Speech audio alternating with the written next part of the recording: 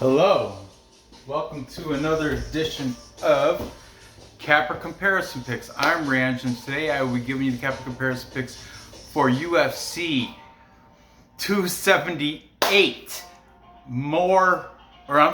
Select fights, because I do believe this one is on the main card.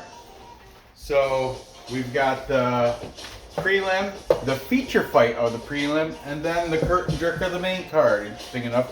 Be sure to check out the videos I did Monday and last night. Last night's video, I filmed it in a hotel, but I couldn't upload it at the hotel because the Wi-Fi was just too weak.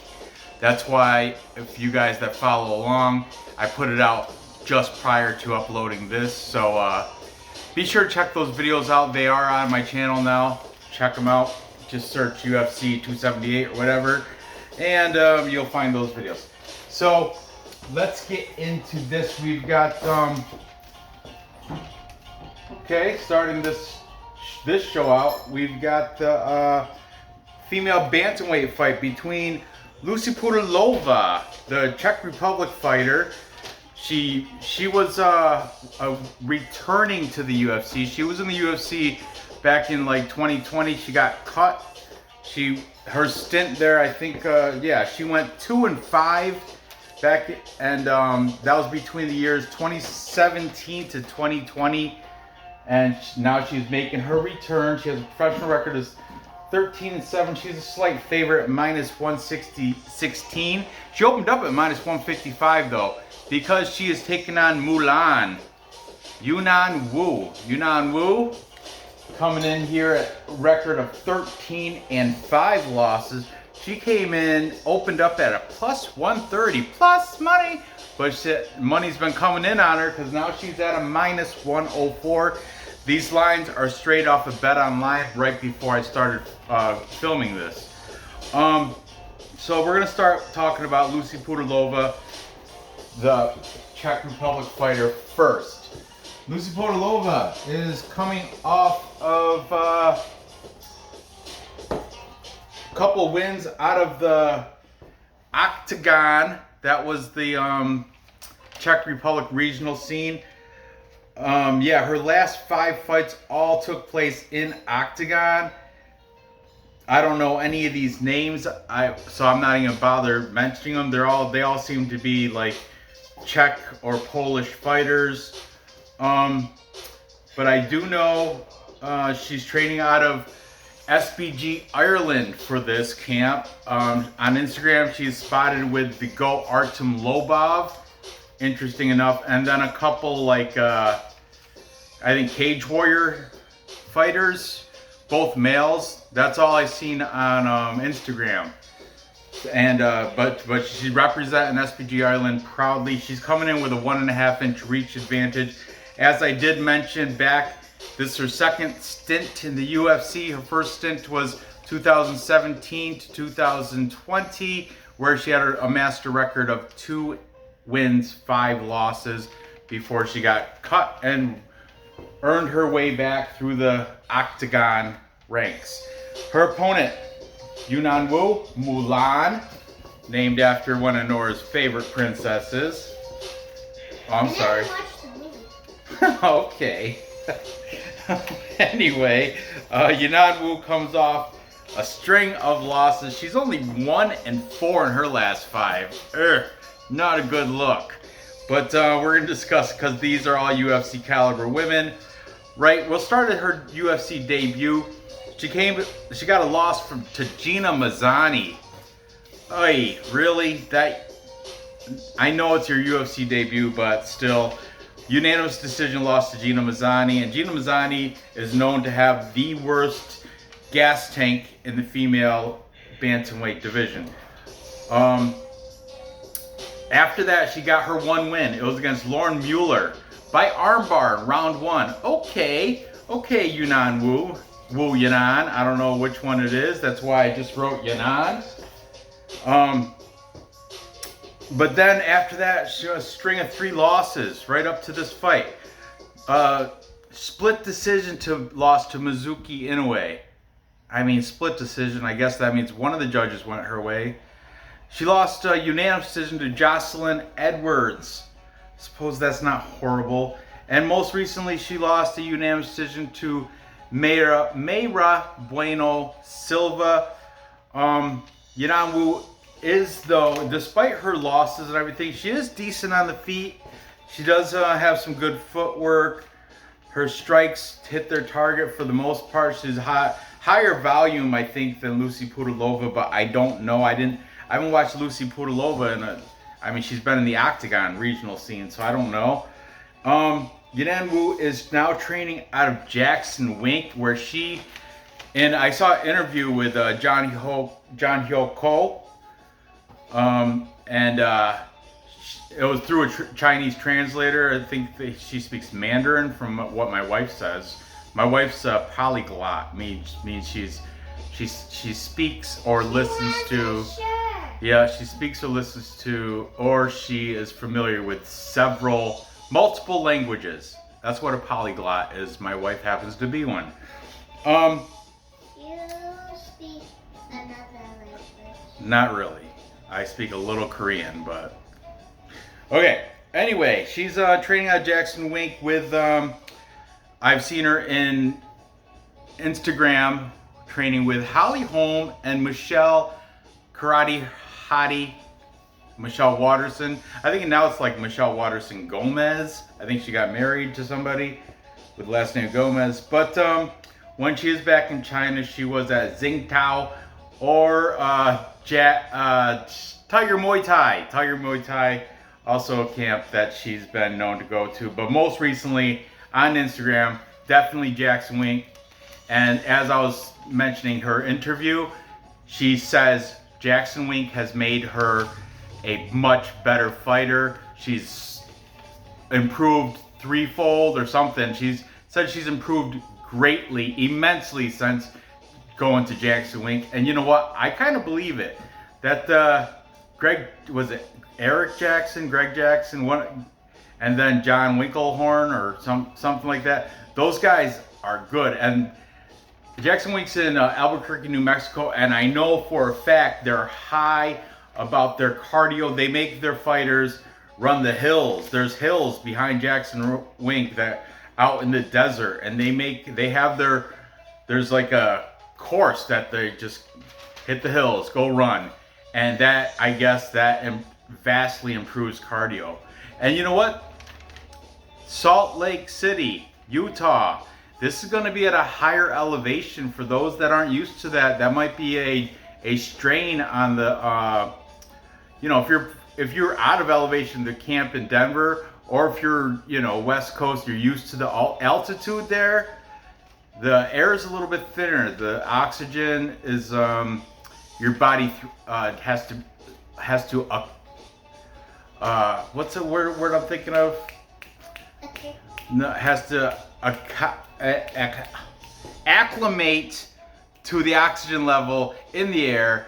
And for those that train below sea level, they might not be used to it. I'm just saying that's a little edge, little hot take for the cardio when you're if you're on the fence, you're like, oh, this guy trains in, trains at elevation. This other guy trains at, I don't know, pick some below sea level place. We'll say Fortis, whatever. I'm just saying, for hypothetically, if it might be a factor. That's all I'm saying. It might be a factor if you're on the fence and you need a deciding push to one side or the other. Okay. So enough babbling. Let's see what the cappers have to say in this one. Lucie Pudilova. She is 28, so she is just 2 years slightly older than Yanan Wu Yanan. And here we go. Taking the slight favorite, we've got, it's your boy, eBay's! That's right, eBay's fight predictions. eBay's is on the side of Pudilova, but very tough decision. This is a close fight. No matter how you look at it, flip a coin. I've been on both sides. I am on the fence still. We're going to see what happens here. Then taking Yanan Wu, we've got Dev the Dude and Cell the Red. both their channel links will be in the description, even though they do all the shows together. They do have their separate channels. Dev and Cell both on the Yanan Wu side. Then we've got UFC Gambling Addicts, Leighton, UFC GA. That's what his Patreon is. I'm a member of his Patreon. He does the that's money bets and stuff. I did one way, like, I haven't done one in a long time, but I know, you know why? Because I did one back, I want to say a month ago, and it was a propped parlay, 3-fighter prop parlay, and it paid out plus 940. And even people in the chat were like, wow, you hit it, you nailed it. And he never even gave me a mention. That's money. Well, I guess that wasn't money good. But anyway, I still love him. He's great. He's a great capper. I like Leighton. He's a supporter of my channel. And I support his as well. I just don't spend time on putting in the that's money city bets anymore. Okay, taking Yanan Wu, we've got We Want Picks. That is Angelo and Jacob from We Want Picks. They're both on the side of Yanan Wu here. And finally, for the tiebreaker, if I have to lean one way, Ranch, I'll lean the way of Yanan Wu. And who's that, Nor? Vlad from UFC Celebrities and Classics.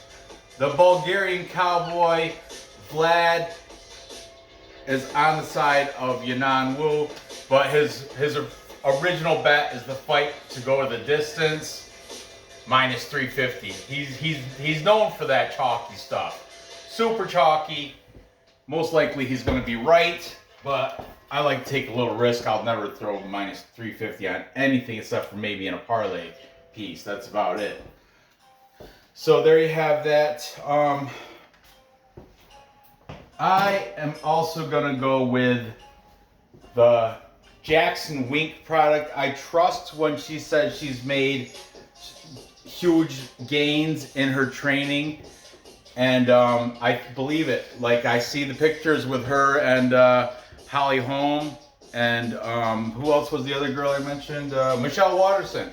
See pictures of her, Michelle Watterson, Holly Holm.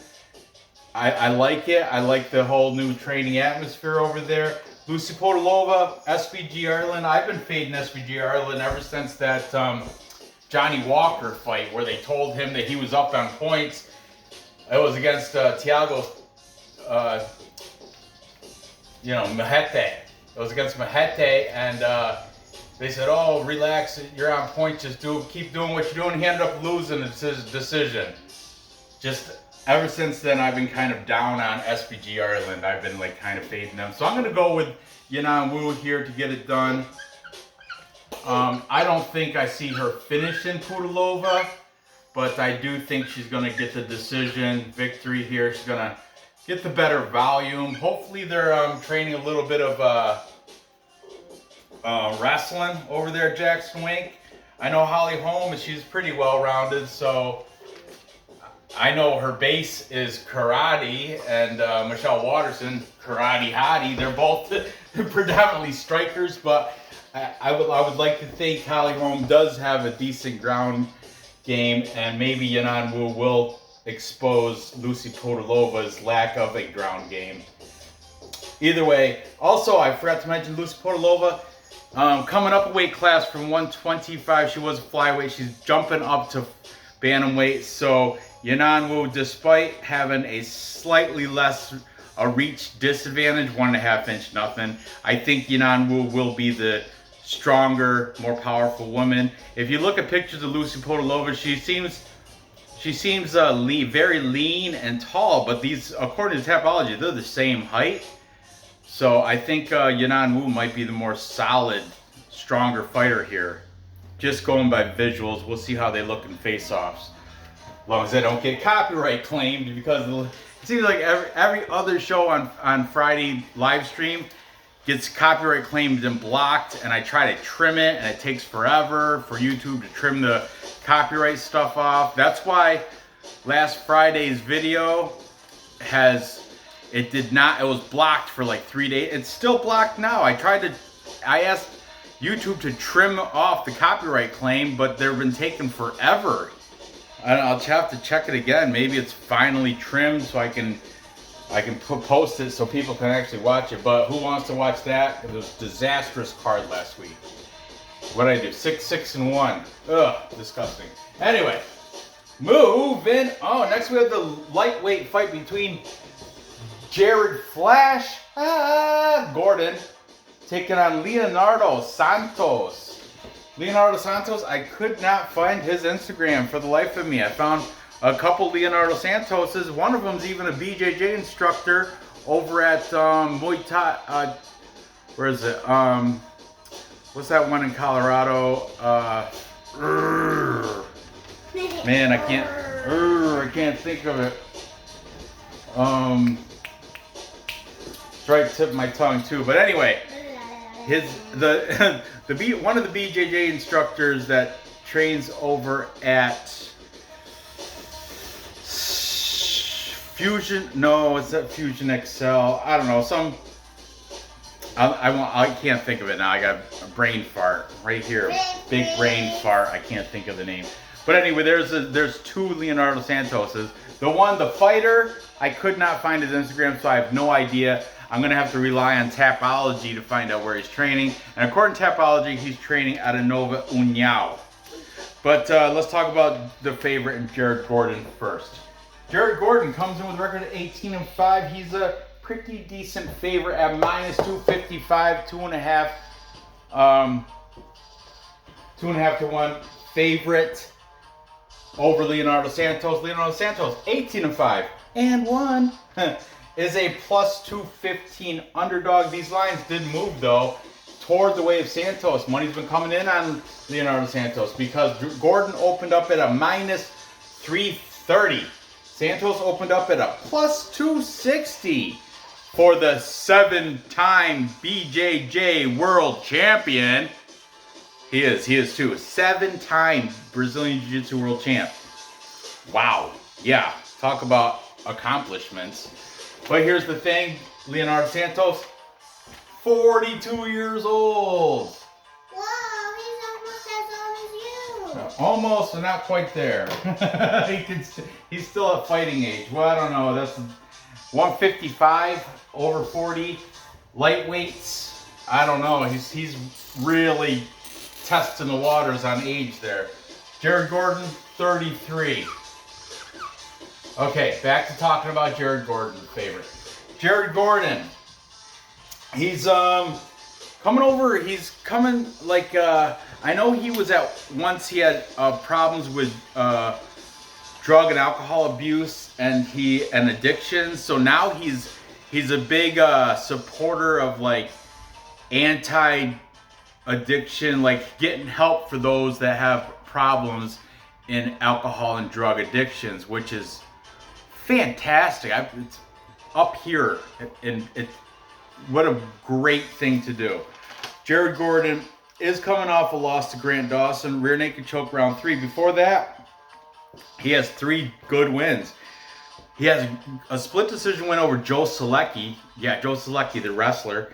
Fantastic win there. He's got a win over Danny Chavez by unanimous decision. And before that, he's got a win over Chris Fishgold, unanimous decision.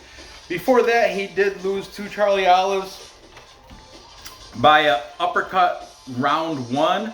But that's Charles Oliveira, who is, need I say more? Charles Oliveira.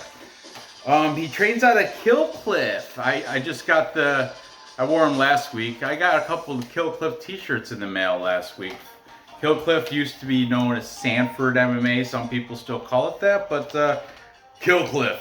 And he's definitely training there, and his main training partner there, according to Instagram photos and little snippets of video, is Gilbert Burns. Oh yeah, so he's got high quality training partners over at Killcliff. Leonardo Santos, I did mention his 7-time BJJ World Champion. He has pro debut ages ago. He is 42. But his pro debut was in 2002. His UFC debut was 2013. Lot of experience. There was a few long layoffs though. Like I think he had a layoff that went like years, like 2 to 3 years or something. He had a couple of these long layoffs. I don't know if they're by injury or maybe change of profession. I don't know what the deal was there. I didn't really. Some of the cappers mentioned it, but they didn't really give a reason why the layoffs. But anyway, in his last 5, he is 3-2. Most recently, he's down 2 in a row. He lost to Clay Guida, rear naked choke in round 2. I remember that fight, and there was so many opportunities for Leonardo Santos to put away Clay Guida, but the ref was just not seeing it. What was it? Was it the one the one that smells like cigarettes and beer? What's his name? Man, I can picture him. He's got the tattoo up to the neck. Kurt. You guys know who I'm talking about. Put it in the comments. Thank you. But anyway, no. Anyway, Clay Guida. Leonardo emptied his gas tank trying to finish Clay Guida, and it could have been stopped a few times, but yeah, it wasn't. So Clay Guida came out round 2 when going against a gassed Leonardo Santos and managed to find a rear naked choke, pulled it out of his butt, and won that. Before that, though, he lost to Grant Dawson. That's a common opponent. Grant Dawson beat both these guys in round 3. But he did against Leonardo Santos by hammer fist. Jared Gordon, he got a rear naked choke. Grant Dawson, though, he's a beast. I like Grant Dawson. I have him ranked high in my personal top 10 for lightweights. Before that, he beat Roman Bogatov by unanimous decision. He beat Stevie Ray, a punch in round 1, a knockout. And he had a split decision against Adriano Martins. Before that, he's got a 3-inch height advantage and a 7-inch reach advantage over Jared Gordon. According to Tapology, he's training at Nova União. So that's a fantastic Brazilian facility. I don't know if that's still true because Tapology seems to be they don't stay up to date with all that stuff. But and I can't tell because I couldn't find Leonardo Santos's Instagram if he even has one. So let's see what the cappers have to say in this lightweight 155-pound fight between Jared Gordon and Leonardo Santos. Taking the favorite, Jared Gordon, we've got Vlad, UFC Celebrities and Classics. He's on the side of Jared Gordon. We Want Picks, Angelo and Jacob, both on the side of Jared Gordon. UFC Gambling Addicts, that's Leighton, also on the side of Jared Gordon. It's your boy, eBay's Fight Predictions, also taking Jared Gordon. And finally, to finish off the full Kappa consensus, Dev and Cell, everybody's in agreement, making this a full Kappa consensus. Which, Nora's covered in paint. She's over there doing arts and crafts. She's got paintbrush in hand. But a full capper consensus is when all the handicappers pick one side of the whiteboard. In this case, there is a consensus agreement. Everybody thinks Jared Gordon is going to beat Leonardo Santos. The majority think because of this age, the age factor. The way I'm seeing it, I can't disagree with that. I have to do the same thing. However, Santos, as I like to mention, 7-time world BJJ champion. I know he's old and everything, but if he can do something in that first round before he gasses out, he has a chance for a victory. Why are you but calling him old? You're older than him. He's old for a fighter. I'm not a fighter. My fighting days are long gone, baby. So, I'm going to take Jared Gordon to get the win here. Because the cardio, when it goes into round 2, Jared Gordon's going to put it on him. And he will have, and Santos does not have, at 42 years old, he does not have the cardio nor the durability to last more than a round and a half. The over 2.5 is minus 160, but I don't know. I think Jared Gordon might be able to take it to him and finish Jared Gordon by TKO round. We're gonna say round 2. TKO round 2 for Jared Gordon. There you have that. Moving on. Finally, we have, what is this? The biggest, widest line on the card, isn't it? Yeah. I don't even know why it's on the main card. This should have been sloppy, middling 205 light heavyweight fight between Tyson Pedro and Harry Hunsucker, the Hurricane. Interesting fight here. Okay. Harry Hunsucker, the Hurricane, is the heavy underdog. Plus money, plus 500. It was plus 550. But look at the Tyson Pedro. 8-3 record, minus 800. How in the world do you get a minus 800 fighter? It's such a chop. I'm not going to bet him. I might pick him, but I'm definitely not going to bet no Tyson Pedro minus 800, who has a, coming up. He has his. All right, let's talk about Tyson Pedro. You want to talk about him? Let's talk about him. He's coming off a win against Ike Villanueva, Ike, by leg kicks to an uppercut round 1. Okay, but that's Ike Villanueva. Before that, he took a loss to Shogun Rua, punches, round 3, an old Shogun. Okay. Before that, he lost to OSP, Oven St. Preux, arm lock, round 1. Before that, he did beat Saperbeg Safarov. Nothing great. By Kimura, round 1. And before that, he lost to Ilir Latifi, unanimous decision. So, homeboy is on a 2-3 in his last 5, and he's got, I think he's been, he's been on a pretty lengthy layoff. I should have wrote it down, but I didn't. But it's just, he's not been the more, of the two, Harry Hunsucker's been more active. Okay, fought more recently. Tyson Pedro will have a 1-inch height advantage and a 4-inch reach advantage over Harry Hunsucker. He's fighting out of City Kickboxing, which is great because he's training on Instagram specifically. A lot of pictures of him and Carlos Olberg, and a lot of pictures of him and Tai Bam Bam, Tai Tuivasa, Shui. And Tai Tuivasa has experience in there with Harry Hunsucker. Let's talk about Harry Hunsucker. A little bit older, 33 years old. Hunsucker. Tyson Pedro's 30. Harry Hunsucker, from Kentucky. He owns 3 different facilities. 3. That's right, 1, 2, 3. But I think the main one he trains at is called the Hurricane Gym, or Hurricane Martial Arts. Thus coming off his nickname, the Hurricane.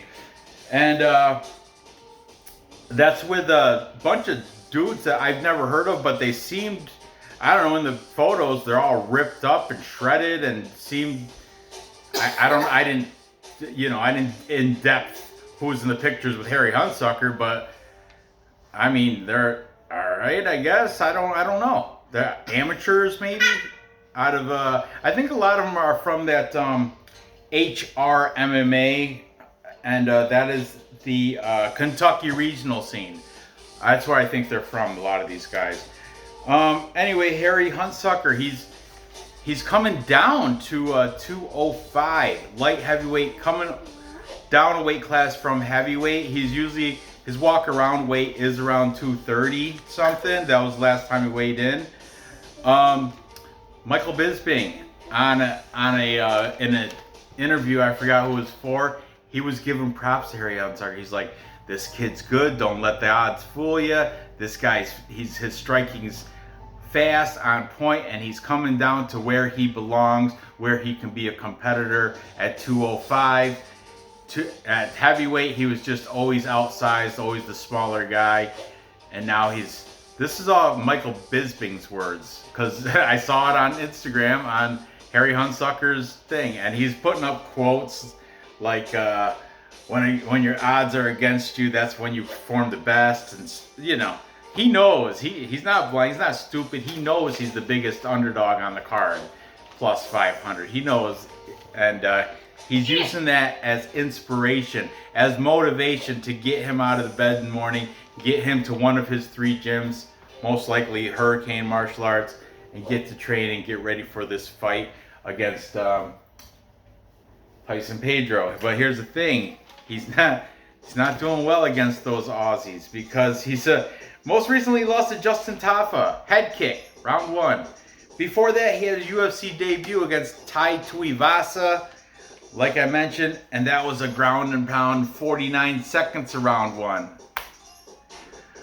Unfortunate truth about Harry Hunsucker is he's never seen outside of round 1. Every fight he's been in, win or loss, he's never seen the stool. He's never seen it. That's why the over-under is set at 1.5. Over is at plus 300. If you think Harry Hunsucker can last over a round and a half, triple your money. Triple your bet if you think he can last a round and a half with Tyson Pedro, which is phenomenal. Okay, I'm just saying, the under 1.5 is minus 400. You can tell where the bookies think this is gonna go. And at minus 800, everybody, the safest bet will be Tyson Pedro, first round finish. I'm just saying, but nonetheless, I did do the research. I do have the names. I'm gonna throw them up here anyway. But Harry Hunsucker, come on, buddy, just to at least last a round and a half, because I might throw a little scratch off onto that at plus 300. We'll see. So we've got UFC gambling addicts, Leighton, all about Tyson Pedro. We've got it's your boy. He's saying surprise, surprise, KO round 1. That is not a surprise. I'm being sarcastic there. Everybody should be saying that. Dev and Cell both agree this is a lock. Lock it in. There's no freaking way Tyson Pedro loses. Really? I don't know. Ilir Latifi, OSP, Shogun. I'm just saying. Just saying. We've got Vlad from UFC Celebrities and Classics, also siding with Pedro. And finally, we want picks. However, let me tell you something. They're both taking Angelo and Jacob from We Want Picks are both taking Tyson Pedro, but Angelo said he was considering taking Harry Hunsucker because Tyson Pedro is super overrated and the line is super out of whack. Matter of fact, Angelo said if he was a bookie and he had to make the line, he would put it at minus 150. Pedro, that's a little too crazy, but I think the line should be like minus 300 personally, because Harry Hunsucker does have some good boxing, does have some good strikes, coming down 30 pounds, coming down to light heavyweight, which is it's a good move for him. And I mean, he took care of Corey Moon in 45 seconds round 1. Took care, that was an HR MMA. Took care of Jordan Mitchell by a Camaro lock in round 1. Those are his wins. He's 7-5. every one of those are within round one, but wins and losses. And I know the 7 wins are probably against people we've never heard of, but Tyson Pedro, I mean, man, he's been out of a little bit. He's been out of the scene. His most recent win is Ike Villanueva. Yeah, I don't know.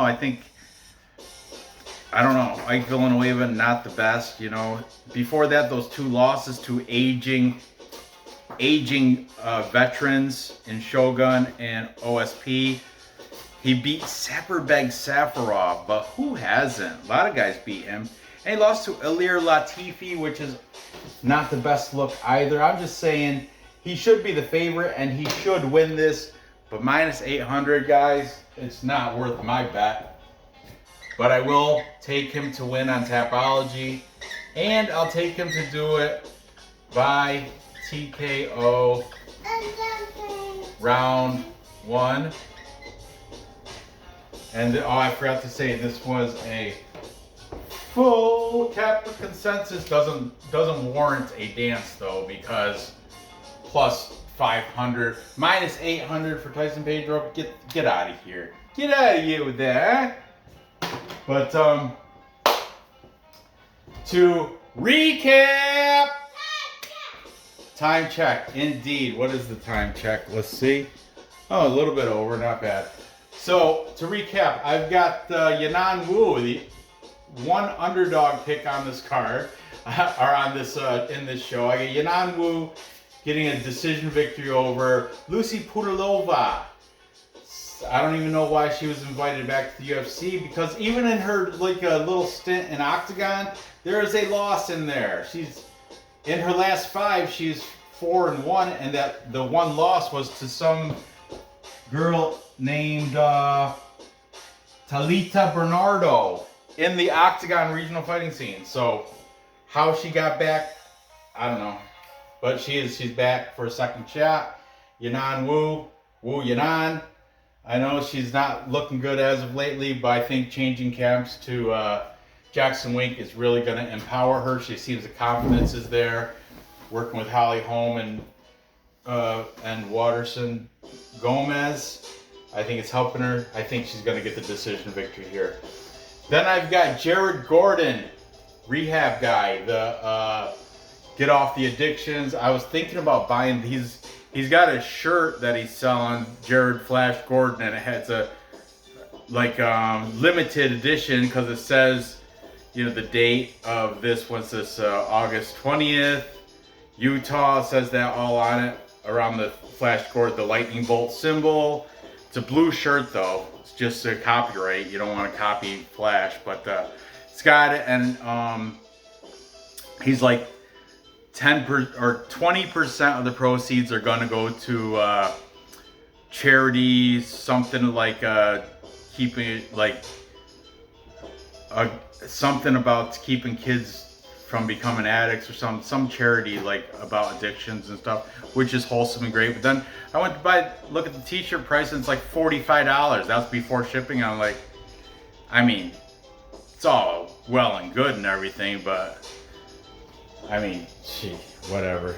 All he did is, I'm going to give 20% of the proceeds to this charity, but I'm also going to boost the price because you can buy a regular plain Jared Flash Gordon t-shirt for $30. So he boosted the price up $15, so he can. That's what he's going to just, you're donating when you buy his shirt.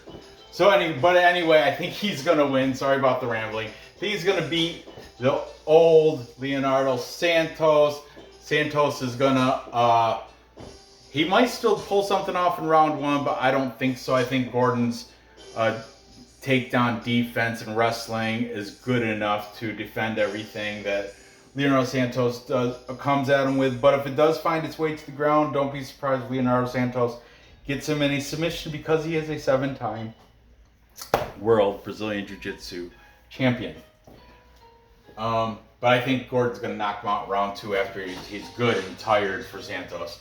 And finally, I got Tyson Pedro to knock out Harry Hunsucker round 1. Harry Hunsucker is coming down the weight class, will be faster, but I still don't think he's going to match the speed of Tyson Pedro. Tyson Pedro's been putting it in at City Kickboxing with Tai Tuivasa, Don't Blink Kai Kara France. Israel Adesanya's been pictured in there, not training, but still, Tyson Pedro's brother came to visit the City Kickboxing. He's all a big fan of Izzy, of course. But anyway, having a good time over at City Kickboxing training, getting ready for Harry Hunsucker. But Harry Hunsucker, I might even throw a little hedge on that just because he's plus 500. Where's my, you know what, I think I will. It's just gambling, right? It's a gamble. Everything's all a gamble. Then I'm staying away from the minus 800. That's not worth the value on Tyson Pedro. If it was minus 300, I'd put him in a parlay, but I'm not even put Pedro, not even in this parlay for the show, because it'll bring down the odds. I'm just going to keep it to Yanan Wu and Jared Gordon for this parlay, and it'll be plus money. I don't make parlays that are negative money, and that's exactly what would happen if I put in Tyson Pedro. So, but I will put a little hedge bet on Hunsucker, and I think he might be able to, Hunsucker may be able to go round and half now that he's down at 205. He might be able to better cardio, last a little bit longer. And so that might be a play as well, plus 300, I don't know, we'll see. But anyway, there you have it. Gather the info. Place those bets and cash those tickets. Thanks for watching. Give me that thumbs up. Fill the comments with who you think's going to win these fights. Good luck on your bets, and I will see you tomorrow for some more Capper comparison bets.